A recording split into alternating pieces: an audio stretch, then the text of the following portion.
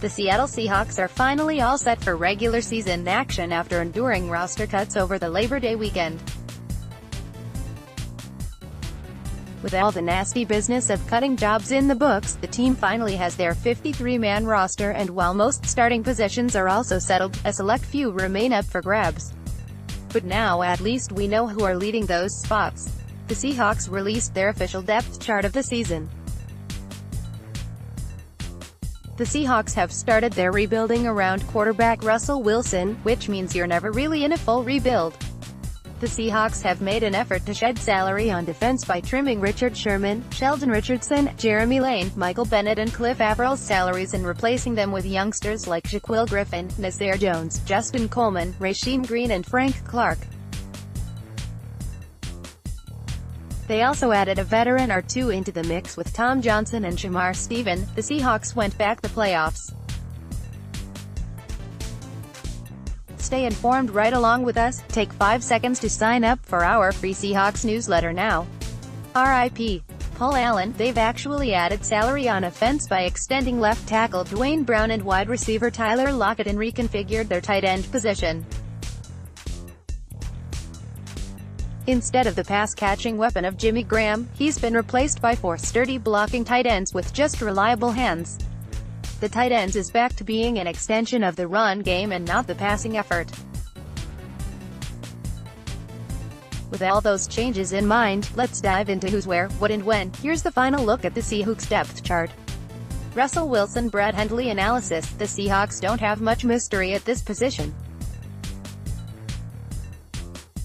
With no real challenger to the throne for Wilson, he leads the depth chart as he has for every year at this time including his rookie season.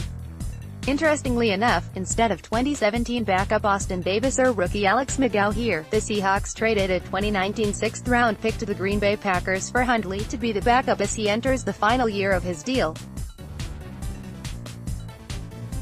Hundley's already diving into the playbook and thanks to some similarities in verbiage with his former teams, he's expected to catch on fast. The Seahawks hope all his learning never has to come into play. And since Wilson's never missed a game, their hopes should get answered. Chris Carson, Mike Davis, Rashad Penny, J.D. McKissick Bo Scarborough analysis. Yes, Carson is still the starter despite the Week 2 calamity where Penny got all the fourth-quarter snaps and Carson was effectively benched. Still, Carson shakes out as the starter here and he's likely to remain in that position with first-round pick Rashad Penny being a 1B type of starter who can provide a bit more speed to Carson's punch. Davis started off ahead pro size who boast a big play electrifying skill set like Penny. Think of Davis as a spiritual backup to Carson because of their similar styles of play as smashing yet elusive backs. In that same spirit, think of pro size as a spiritual backup to Penny because of their ability to take it to the house on any play when their number is called. AD McKissick will ultimately be pro-size insurance as usual, but right now, he's on injured reserve and won't be on the active roster until at least 8 weeks from now. The Seahawks made a switch in Week 2. After keeping Davis inactive in Week 1, they moved pro-size ahead of him on the depth chart. Despite Davis getting the start in Week 4 over pro-size and Penny, no change to the depth chart was made. In Week 10, the Seahawks finally switched the depth chart to reflect Davis jumped not just pro size but Penny in the lineup.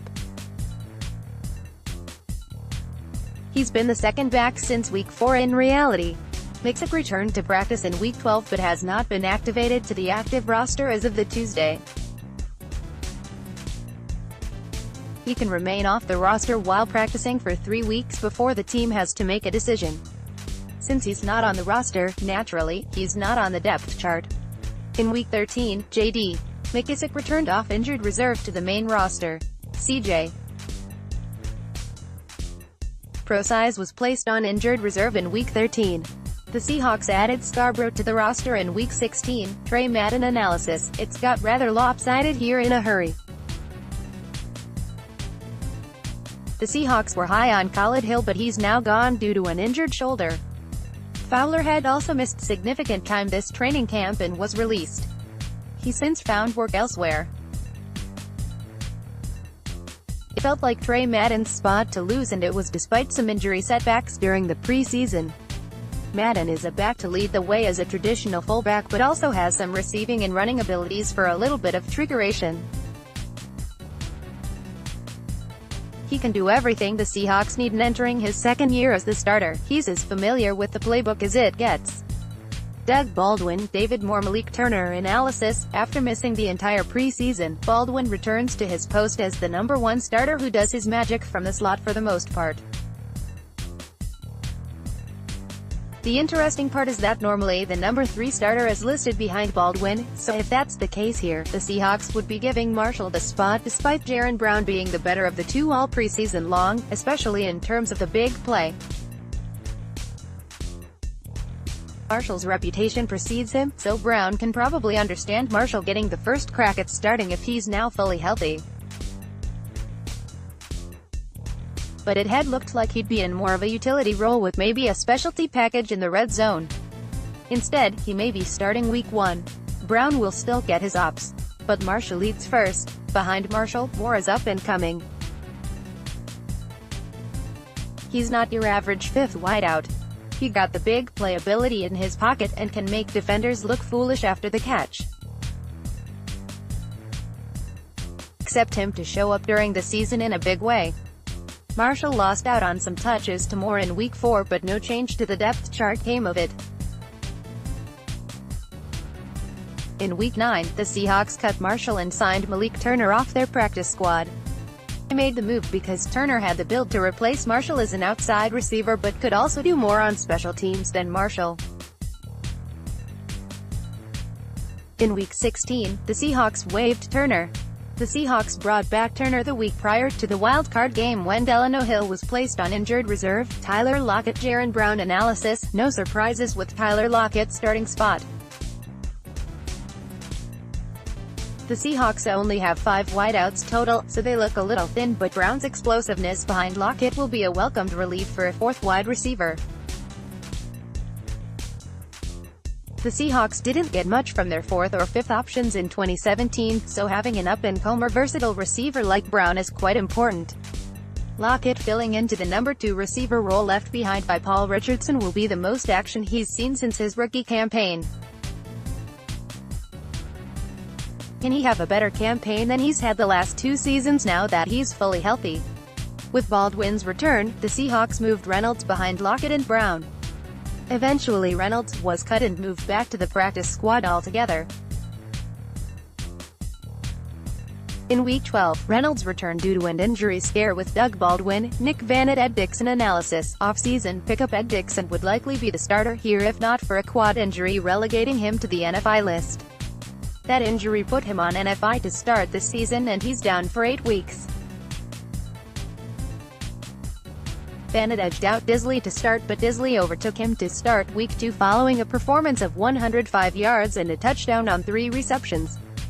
Vanett has shown a little bit more versatility as a pass catcher and run blocker, while Disley has been a pure extension of the run game and doing that with its fullest capabilities. Healing up fully has helped Vanett look much better this preseason. Due to Disley's season-ending knee injury in week 4, Vanett is now the full-time starter again until Dickson gets back. Daniels returns behind him after being released in week 4 and signed to the practice squad. Due to injury, he was brought back in week 5. Dickson was activated off of the non-football injury list in week 8. Daniels was re-released in week 12.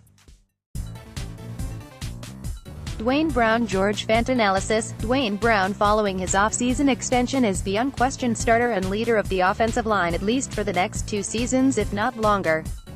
The former All-Pro wasn't able to put his mark on the team last season because he was playing catch-up, but they love what he brought to the team's off-season program, training camp and pre-season work. With only one backup defensive tackle, Fant is required to back up here in right tackle, and he has the experience to do so. He was the team's starting left tackle in 2016 and would have been in 2017 if not for a preseason ACL tear. Fant's a solid backup option should any bad news arise. Jr. Ethan Pochik analysis. Because of the continuity of the offensive line and his improvement throughout the preseason, Pochik maintained his starting job. Sweezy is the only veteran experience at guard, may be backing up both Pochik and DJ Fluker at right guard, but Simmons, who the Seahawks acquired from the Oakland Raiders, has to sit somewhere.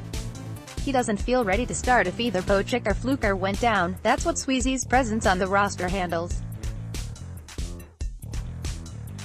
But he has to be somewhere on the depth chart, so think of him as the backup to Pochik if Sweezy didn't exist, but really Sweezy is the Pochik backup. Despite Sweezy starting 2 games while Pochik healed, the team has not made the switch on the depth chart. It sounds like they've made the switch in their minds. In Week 8, the Seahawks officially made the switch on the depth chart. Justin Britt Joey Hunt analysis. Britt maintains his grip on the starting center position with no real challengers. Hunt maintains his cost-effective status as the backup center to Britt. Hunt enters his 3rd year as the backup to Britt. He knows the system through and even has 1 more year of cost-controlled backup duties available next year before the Seahawks may have to consider moving on. But Hunt was ready-made out of college and he remains ready-made at center. Now in 3 years from making the move from guard to center, should be at the peak of his powers. DJ Fluker German Ifedi Ethan Pochik analysis. DJ Fluker is like a rock on the offensive line and he's added some nasty to their run-blocking effort. You could really tell the difference when he wasn't in the game versus the Los Angeles Chargers in Week 2 and when he was versus the Minnesota Vikings in Week 3. Again, Sweezy sits behind Fluker should any injury arise. Sweezy has to back up 2 spots because of his veteran presence on the team. He started 46 of 48 games for the Seahawks over a 3-year span, including 2 Super Bowl title runs. Sweezy has the goods if needed. In Week 10, the Seahawks finally changed the depth chart to reflect Pochik, not J.R. Sweezy was behind Fluker at guard. In reality, that switch has been true since Week 3. In Week 10, Jordan Simmons became Fluker's full-time backup and favorite to start when Fluker isn't available. In Week 16, the Seahawks placed Simmons on injured reserve, ending his season. The move made Pochik the only backup guard on the Seahawks roster. At the end of the season, the Seahawks moved Ifedi to the backup right guard spot ahead of Pochik, German Ifedi George Fant Elijah Nkansa analysis. The competition is still on at right tackle, but Ifedi has solid control of remaining the starting right tackle for the entire 2018 season, provided he continues to play penalty-free football, as he did the entire preseason. Ifedi led the league in penalties in 2017 and the Seahawks won't stand for such mistakes as he enters his 3rd season in the NFL. To Ifedi's credit, he's cleaned up his act significantly. It even cost him a bit versus the Chargers, but he bounced back versus the Vikings the next week. If he can play football like he did in Week 3 of the preseason for the entire season, the Seahawks have something cooking in terms of their offensive line finally being good again. If he can't, he'll be the one backing up 2 positions and Fant will become the starting right tackle. For the record, even if Fant became the starting right tackle and Brown went down with an injury, Fant would move to left tackle and Ifedi would pop back up to right tackle after being benched. Glad we cleared that up. In Week 16, the Seahawks called up Elijah Nkansa from the practice squad. Quentin Jefferson Rasheem Green Brandon Jackson analysis. The Seahawks leave Frank Clark to rush from the side he's comfortable, the right, and fill Michael Bennett's shoes more directly on the left. Obviously, Clark will remain the team's best pass rusher, but the team does have a capable former first-round pick to compete for the other starting position in Dion Jordan. Unfortunately, Jordan isn't healthy at the moment, so it doesn't look like he'll be the opening week starter even if he does see some snaps against the Broncos. It's surprising that for now Jefferson would be getting the start over Rasheem Green. Even with Jordan not being healthy, it felt like Green had done enough in the preseason to warrant getting the nod, but instead, he'll fit into the old Frank Clark role as the 3rd defensive end in the rotation. At least he'll do that for now. Jackson returned in Week 4 in light of Green's injury. Jaron Reed Puna Ford analysis. Reed is a solid starter here and it feels like Steven is definitely his backup, but Ford has provided a mix of run stopping and pressure on the quarterback that will make him rise up the depth chart sooner than later, even if it's when Steven's contract runs out at the end of the season. All three are more run-stopping defensive linemen who have a little underrated pass-rushing aspect to their game. Perhaps Ford has a little bit more rush in him than the other two, but they're solid at defensive tackle in terms of fitting run gaps. The Seahawks officially moved Steven from behind Reed, signaling he's a full-time starter next to Reed now. Shamar Steven Nazir Jones analysis. The Seahawks got weird in Week 2 at this position, but it may have led to better run defense, not better pass rushing. In Week 2, they released Tom Johnson for roster construction reasons with the hope they'd get him back. They didn't. Signed with Minnesota instead. They'll meet again on the football field later in the year, but it left a hole at defensive tackle that someone had to fill it. They left it blank for Monday Night Football versus the Bears, but Steven got the start. In Week 3, they officially penciled him in as the starting right tackle, and also somehow Reed's backup weird. Jones is still fighting for more snaps after a solid rookie season that fell by the wayside due to injury. Frank Clark Dion Jordan analysis. This side of the line is all set with Frank Clark becoming the team's best defensive end with Michael Bennett and Cliff Avrill's departure. With Brandon Jackson's departure, they've become a little thin on the defensive line since Martin backs up at Sam linebacker. The rub on that would be that Martin is still more of a pass rusher than run stopper, so even if he's the backup Sam linebacker, he's mostly coming into the game to rush from the edge. Jordan can provide some valuable snaps behind Clark if need be, but Clark's an every down guy now. Unless he's hurt, he's playing football these days with Bennett and Averill now gone. Maybe Jordan takes over on the left eventually, but for now, he sits behind Clark and there aren't a lot of reps to be had there. Barkevious Mingo Jacob Martin Emmanuel Illerby analysis. The Seahawks are high on Barkevious Mingo filling the Bruce Irvin role from years past at Sam linebacker. They want him to rush the passer more than he has in previous years, and he has the motor and skill set to be a sure tackler when he does play pure linebacker to set the edge on run defense. Martin backs up behind him but is more of a backup in case of injury emergency. The Sam linebacker doesn't play enough snaps to need a true backup. Mingo's role is already limited enough. Don't expect to see Martin except onto special teams, if an injury occurs and/or limited edge rushing sets. The Seahawks still list Martin as a defensive end on the roster, but on the depth chart, he's a linebacker. Despite signing Illerby to replace Michael Kendrick's roster spot in Week 15, they actually have him listed as a Sam linebacker. What a twist. Bobby Wagner Austin Calitro Emmanuel Illerby analysis. Again, the starting linebacker unit appears to be set in stone already. No one's unseating All-Pro Bobby Wagner. But Austin Calitro was a revelation throughout the preseason with his speed and instincts. He and Shaquem Griffin were all over the place at times in tandem together.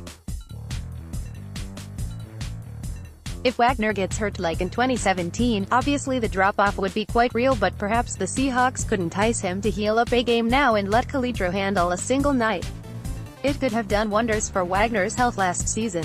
Calitro's no All-Pro deal, but he looks like the first real solid young backup Wagner's had in a while.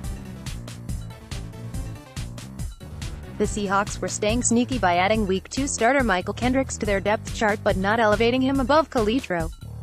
Calitro got the start in Week 2 and impressed, so maybe it wasn't sneakiness after all. Kendricks was suspended in Week 5 and removed from the depth chart. KJ. Right. Austin Calitro Shaquem Griffin Maurice Alexander analysis. Not a lot of surprise here as the 2018 season is concerned. In time, Shaquem Griffin may take over as the starter with KJ Wright entering the last year of his deal, but in 2018, expect Griffin to be a super special teamer and a quality depth option should Wright get hurt. And that problem already has arisen. Wright needed a knee scope and thus Griffin started in Week 1. The Seahawks did some shuffling here in Week 2 but still kept Griffin second on the depth chart. In reality, Kendricks started at weak side linebacker and was quality for them. Until Wright returns or Kendricks gets suspended, it was expected to stay that way. Kendricks was suspended in Week 5. The team also made a change to the depth chart by moving Calitro ahead of Griffin as Wright's backup and thus indicating he'll start in place of Wright and Kendricks moving forward. In lieu of Illerby, after he was sent down to the practice squad, Alexander was switched back from a safety to a linebacker. Kendricks returned to practice in Week 12 but can't play until Week 14. Illerby was re-added to the roster in Week 13. In Week 14, Illerby was released from the roster and Kendricks was activated from suspension. In Week 15, Kendricks was reportedly lost for the season due to a broken tibia. Kendricks started in Week 14 and with Wright still presumably down, Calitro and Griffin will again be the next men up. Shaquille Griffin, Justin Coleman, Kalen Reed analysis. The big development here is Shaquille Griffin moving to the left side to replace Richard Sherman. Justin Coleman will also be a de facto starter as the nickel cornerback. The Seahawks' most run defense is the nickel. King sits behind both after a shakeup on the roster over the weekend. Simeon Thomas was released to activate Earl Thomas and King was called up from the practice squad when it was learned the Seahawks would have to put Dante Johnson on injured reserve.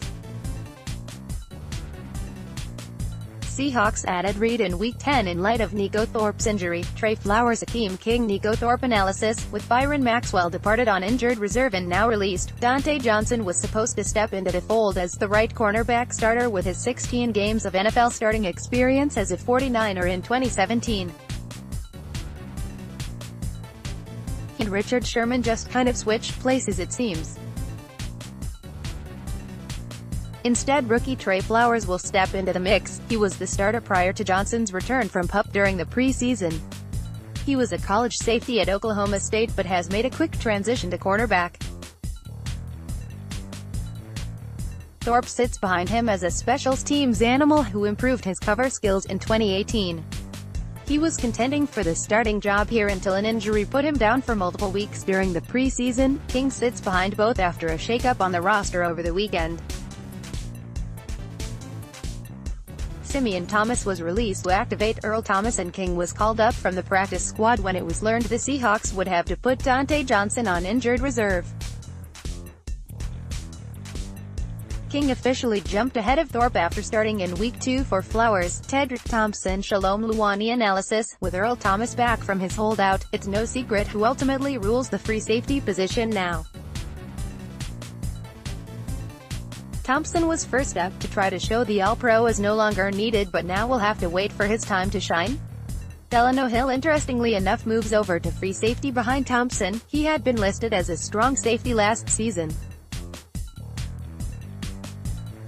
Simeon, obviously of the former 2017 draft picks, Thompson is the better backup to play should Thomas need rest or get injured.